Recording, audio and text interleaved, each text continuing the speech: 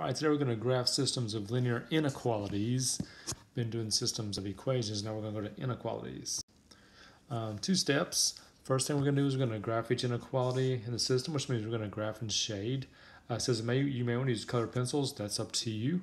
Identify the part that works and shade, and the part that you shade 2 times or shaded with every color is going to be your solution. So I'm going to show you 3 of them.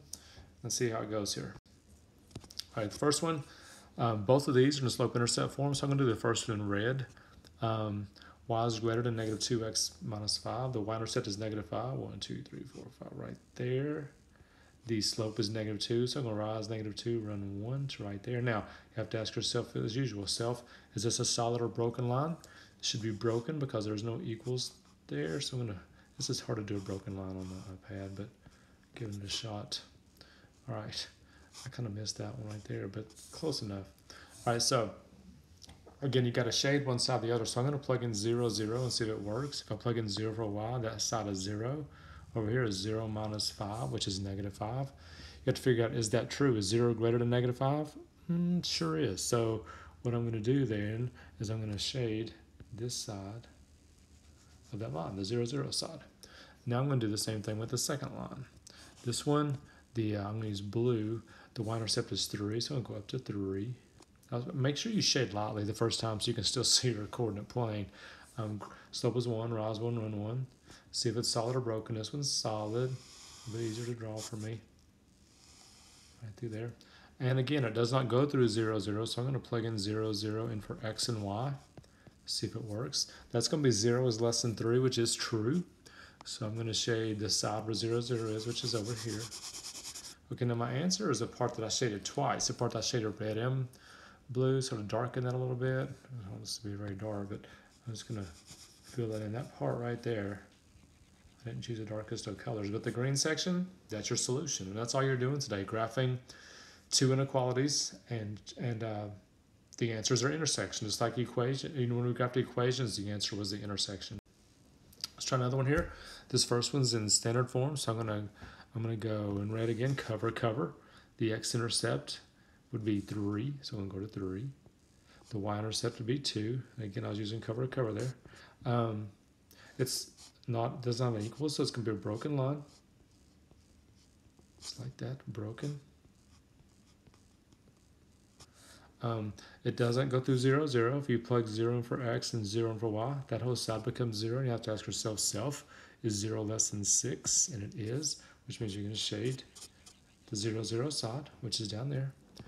Here, the second equation is in slope-intercept form, so the y-intercept is 4. Slope is negative 2/3, so I'm going to go down 2 over 3, and then see what's about to happen here. This one's going to be solid. There it is. This is going to be solid, and it's going to be parallel to it, which may mean non-solution. It just depends on where I'm going to shade here. So I'm going to plug in 0, 0 again. 0 is greater than or equal to 0 plus 4. Is 0 greater than 4? That is not true. So I'm going to shade away from 0, 0, which is up here. Now, because I didn't shade anywhere twice, that means there's no solution here. No solution, because nothing got shaded twice. Now, if I would have shaded below the blue line, obviously there would have been a solution. So don't just think because you get parallel, it's automatically no solution. There's a good chance that it is, but it all depends on which side you shade and what the greater than or less than sign is. Let's look at one more. I got one more because it has an absolute value with it. So let's try one of these and we'll call it a day. Let's do the first in blue. There's just a y, which means the y-intercept is 3. It's going to cross y-axis at 3. It's going to be a horizontal line. It is solid, because it is equals. Now I don't have to plug anything in here. It says y is less than 3. I mean, are you kidding me? Less than 3 would be below the line, so I would shade down here. Now I'm going to do the absolute value, which you know how to do.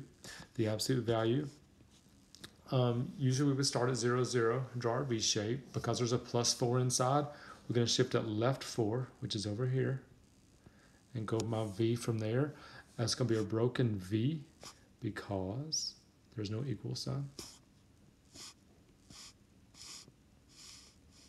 I'm getting better at it. Okay, now, when you shade an absolute value, what you're basically doing here is you're shading either inside the V or outside of the V. So I'm going to plug in 0, 0 because it doesn't go through 0, 0. So I get 0 over here. Over here I get the absolute value of 0 plus 4, which would be 4. So ask yourself, is 0 bigger than 4? It is not. So don't shade where 0, 0 is, which is outside. That means I'm going to shade inside. So what I'm looking for is the part, my answer is going to be the part of the graph that is below the blue line and inside the V. And that part of that graph is all in here. So that little section right there. And that's going to be your solution, the big bright green spot right there on the graph. So hopefully it wasn't too bad. Just a lot of graphs and shade. Be very careful when you plug in your points that you shade the right direction. And your answer again is where you shade twice. We'll work on this tomorrow like we always do. Hope that was a good video for you. And I'll see you tomorrow. Look forward to seeing you. Goodbye.